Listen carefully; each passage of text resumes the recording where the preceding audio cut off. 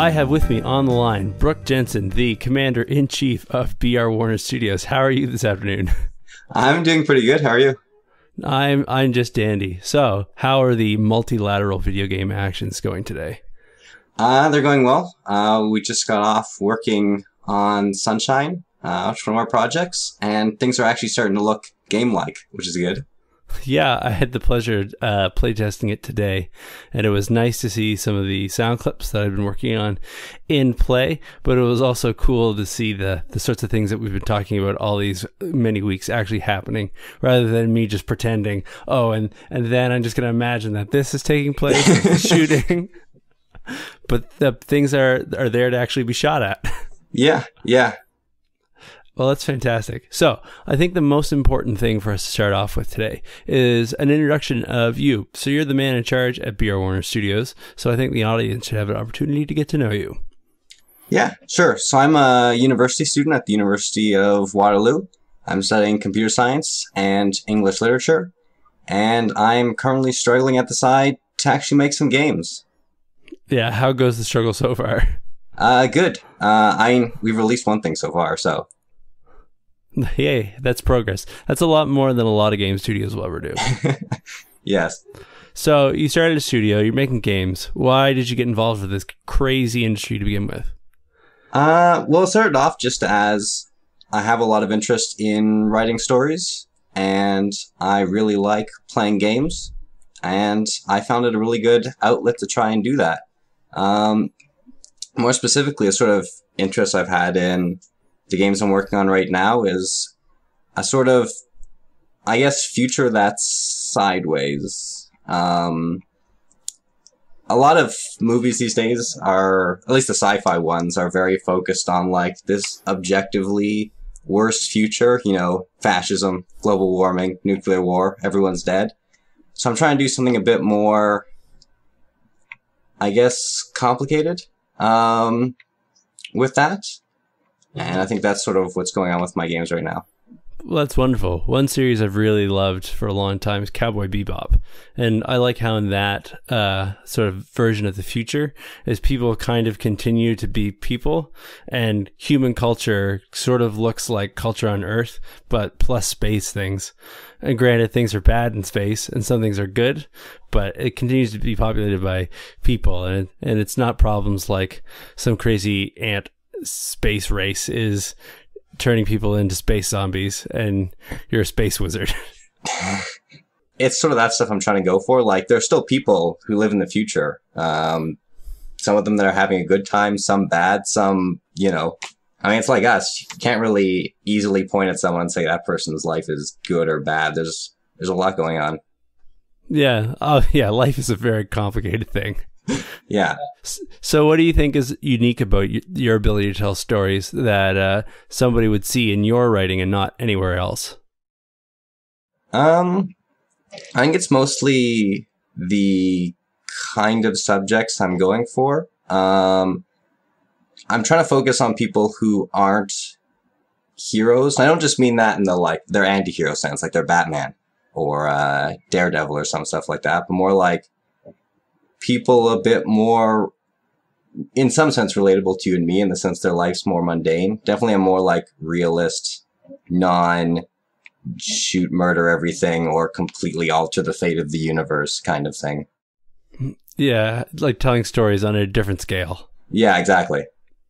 Oh, that's interesting. I'm looking forward to seeing that pan out in some of these productions. Speaking of which, why don't you tell us about them? I talked about multilateral operations, but it seems like, as the Commander-in-Chief, I'm going to play out this metaphor. There you go, extended metaphor. The Commander-in-Chief of BR Warner Studios, you're in a few different theaters of operation at the moment. Yes. So let's talk about some of those.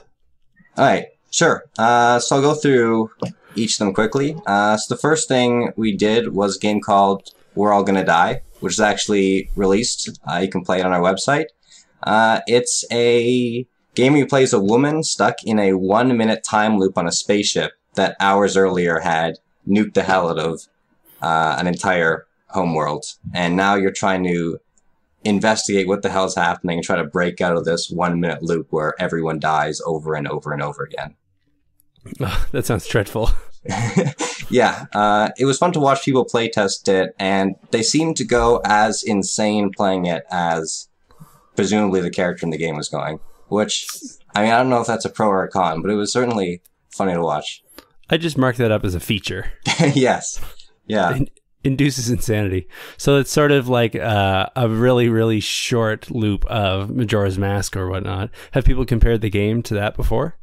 That's one thing that comes up. Just because, I mean, Majora's Mask is a bit more expansive, and you're a bit more in control of the loop, I guess, to some extent. Maybe you are here, but yeah, that has been one of them. Also, everyone brings up Groundhog Day, 'cause apparently that's what you bring up every time. How about the next project here? We got In a Flash. Yeah, so In a Flash is in its last stages of development. Takes place in Canada in 2032, and you play as Elizabeth Bolden, who's a sex worker and private investigator. And in this game, a paranoid husband calls you and his lawyer up to a small northern Ontario town, insisting that it's the site of his wife's adultery, and he wants to know exactly what happened so he can throw the evidence in her face. Oh, wow. So, other than marital drama, what does the player participate in this game? It's an extension of Phoenix Wright. It's sort of got that visual novel adventure game kind of deal where you're collecting evidence and presenting it to people, talking to people, asking them questions, but with more of less of picking up a lot of items, which tends to happen in these games where you're like clicking all over the screen trying to pick up every single thing and the game tells you to advance. Instead, you take pictures of stuff on the screen, and the game doesn't really tell you if that's, if you took a picture of an important thing or a non-important thing. You just took a picture of it, and you sort of have to think a bit more as opposed to just clicking everywhere of what's actually important. Do you think there's a missed opportunity there for haptic feedback on your Xbox controller to buzz violently? I mean, yes. I mean, the game doesn't have the opportunity to throw confetti at your face every time you put a bullet through someone's head, but hopefully the audience has had enough of that at this point and is looking to try something a bit different. Well, that being said, if there's enough popular demand, we can include that as DLC. Sure, if the masses demand it.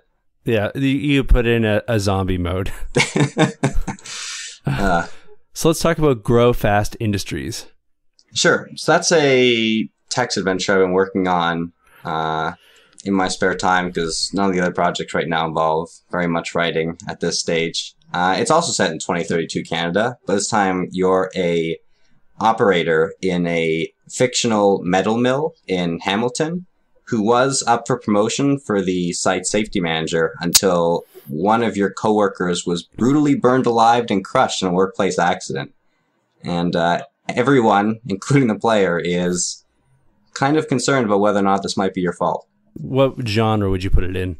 Interactive fiction. It's all text. Uses an engine called Twine, which is just a web page, and you're given a block of text, and at the end you're given a set of choices. You pick one, you sort of move on. And the game is very much a mix of choosing whether to lie or not lie. So earlier you showed me a diagram, I guess a flow chart of one of the dialogue trees, and I have to complain because afterwards I got trapped in it and then a spider ate me. There's an element to the game that centers around your relationship, romantic relationship with another character that's both beneficial and made more stressful by sort of the stuff that's going on with your work.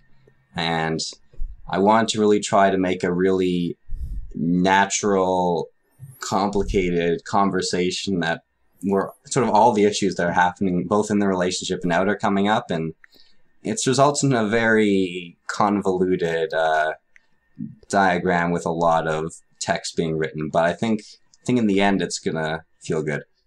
No, that could be nice because often when you're discussing things with the people, you're not going in with a goal like get the Chivos, or by the time I get out of this conversation with this cashier, I want to get all the headshots.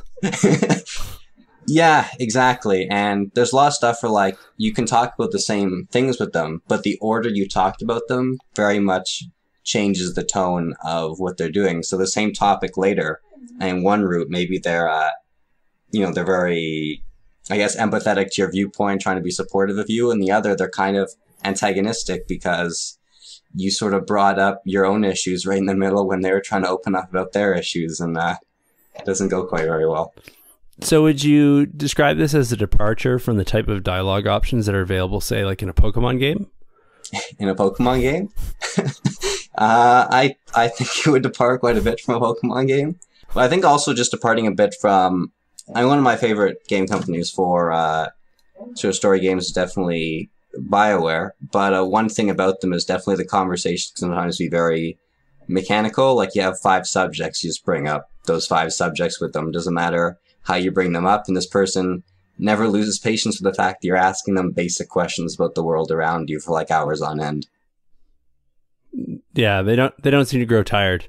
As well, there's always seems to be strange rabbit holes where like saving a baby, despite the fact that you're risking your entire spaceship crew, gets you like 2, Paragon Path points, while like hanging up the phone on somebody gets you like 5 evil man points.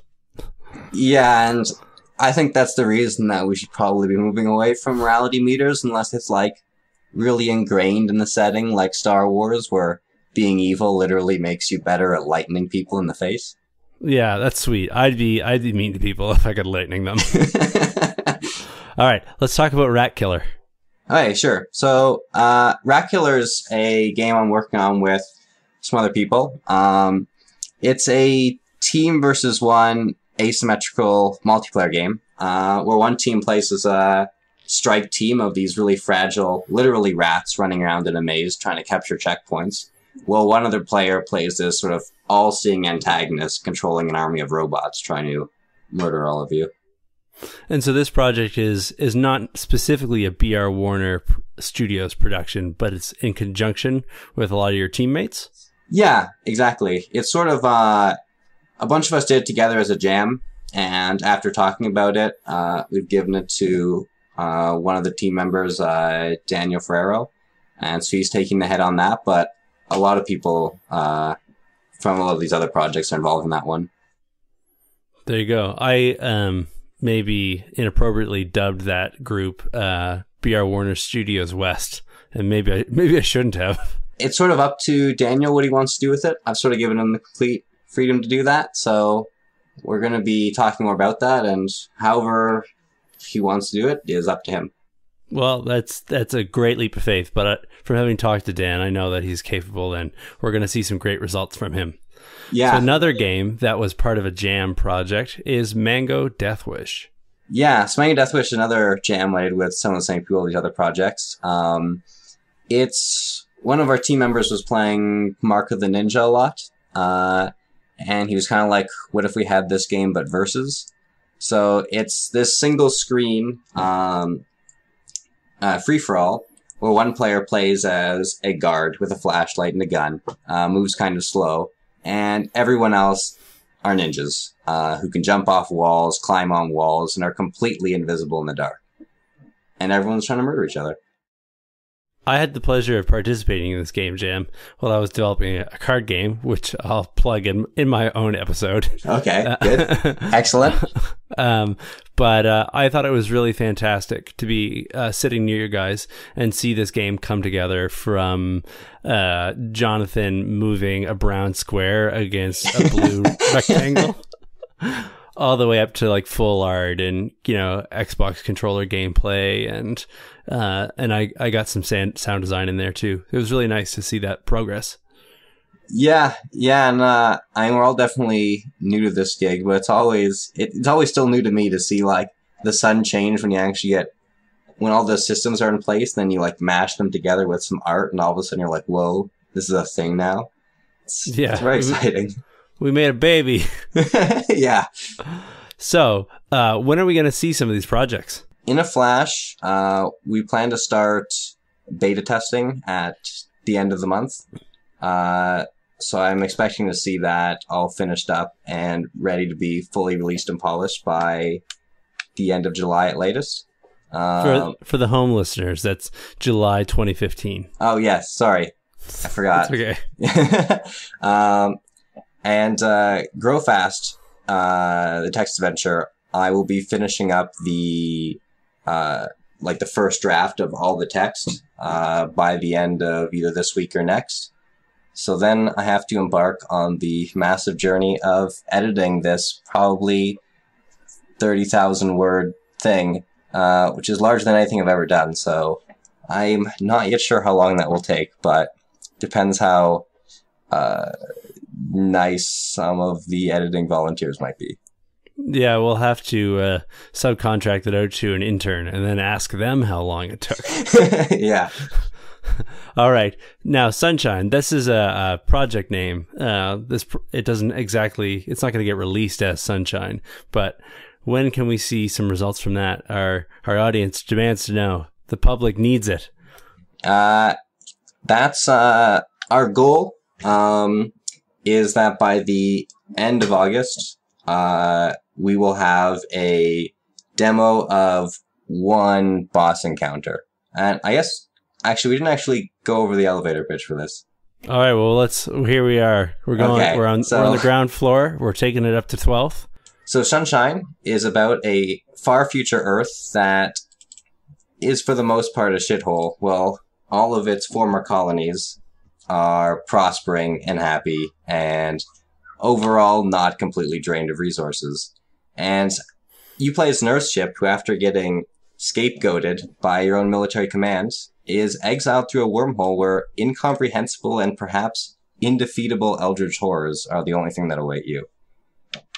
So it's very much every battle is a boss battle kind of game, and sort of a tactical top-down space thing. As a personal touch, one of the things that I'm very excited about this project is the inclusion of the voice acting as part of the user interface.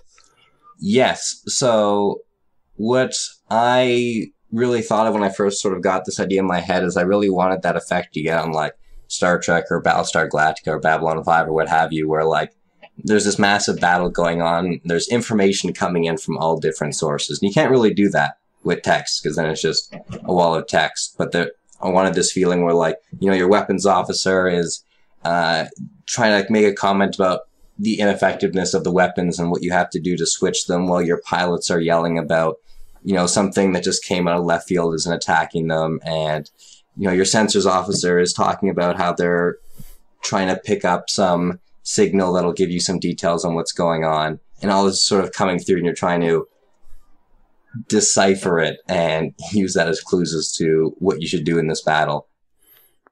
Here's a tasty little anecdote.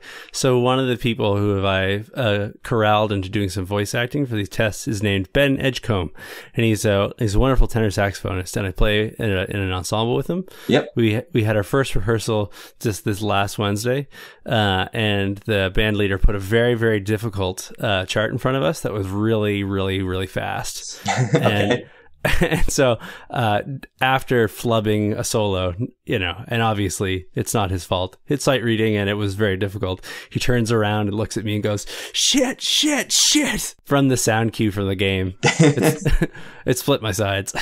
Yeah. You guys recorded quite a lot of yelling of various, oh God, I'm dying. Oh shit, what are we going to do kind of sounds, which quite funny to listen to. Yeah, it's been great. We'll talk about that in depth if we have an opportunity to interview me about my audio experiences. But we're going to move on. I see here that you want to talk about in a flash. Your cursor in Google Docs is just pulsing right next to it. I want to talk about in a flash because it's sort of the next thing that's going to come out. There's a lot of talk about mainstream portrayal of of sex works in movies, TV, that kind of stuff. And also just the way it tends to get portrayed by, governments and other organizations, which a lot of them are having a lot of trouble with. So I wanted to try to, in sort of my realm of wanting to make things in near future of Canada, I sort of wanted to try to made a game about playing as a sex worker and seeing a lot of that stuff from their perspective. Very powerful. Okay, so this has all been really exciting, and I want to ask you a probing question. This is unprepared before we go. Sure. Reflecting upon my own comments and some of the things that you said over the course of this interview, it feels like we have a little bit of a chip on our shoulder about AAA games, specifically your Call of Modern Duties, where you look down a gun and then you shoot a brown person, or like, you know, staples of AAA gameplay like morality meters and whatnot that have made their way into, you know, Knights of the Old Republic and Mass Effect and whatnot. Yeah. What do you think it is about your chosen path as a game developer that makes you want to track away from the beaten path? Or in other words, why can't games just be fun, Brook? Why can't games just be fun? Well, Yeah. I mean... Games don't mean anything. Well, I think...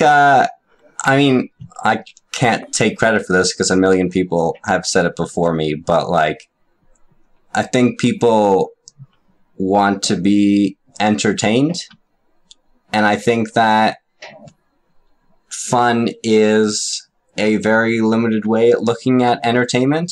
I think people watch, people, obviously there's a market for people watching depressing movies because, they're being made and people are going to them in the theater. But few people would say they had fun. I know some people who have fun at those, but few people would say that they had fun, but they're definitely being entertained and engaged, and they like that. And I think that especially in media, variety is what keeps it alive and what keeps people interested and, sparks some new experiences in people. So I'm not just going away from the beaten path because, I want to be cool or something. It's more like there's a lot of kinds of stories and games that we're not seeing, and I think they should be in that space, and I think a lot of people will like them. Absolutely. Thinking from my own experiences, one of my favorite board games is A Few Acres of Snow, which is sort of like a 7 Years' War simulation. So if you don't know the time period in history, it's the French and the English fighting for control over central Canada and Quebec and the eastern seaboard. And the game takes place at a pace like you would experience if you were trying to trudge through the woodlands in the winter. Wow. And it's pretty special just the way that, they create boards and cards in such a way that you feel the frustration of the lack of communication and control over what your troops are doing in the field. So I can definitely reflect that in terms of, there's experiences that I go in for in, I guess, play that aren't necessarily just fun. But for the satisfaction of the home listener, can you think of a game that you really, really love that's just sort of like mindless, happy fun? Super Hexagon, which I have on my phone, which maybe isn't a good example because it's mindless, but I guess maybe it's more masochistic than fun. It's like an intense reaction speed, pattern memorizing kind of game where you die probably on average every 10 seconds over and over again trying to dodge hexagons. I think that qualifies as good, clean fun. It's not about, reflections on impressionistic art. No, not to my knowledge, at least. It's not a social critique, so we're going to mark that up on the board as good, clean fun. All right, Brook. It has been an absolute pleasure to have the opportunity to talk to you about these various and interesting topics. Where can people find you on the internet? So people can find me at studio.brwarner.net. That's where I host all my video game related stuff. And there's links to my Twitter feed where I am periodically posting screenshots from some of the stuff we're working on. That sounds fantastic. And I'll make sure to link those in the description or the likes or wherever, comments, wherever these things go. Yeah, however it works, just make it happen. I'll tumble them. All right. Well, you have yourself a wonderful evening. You too.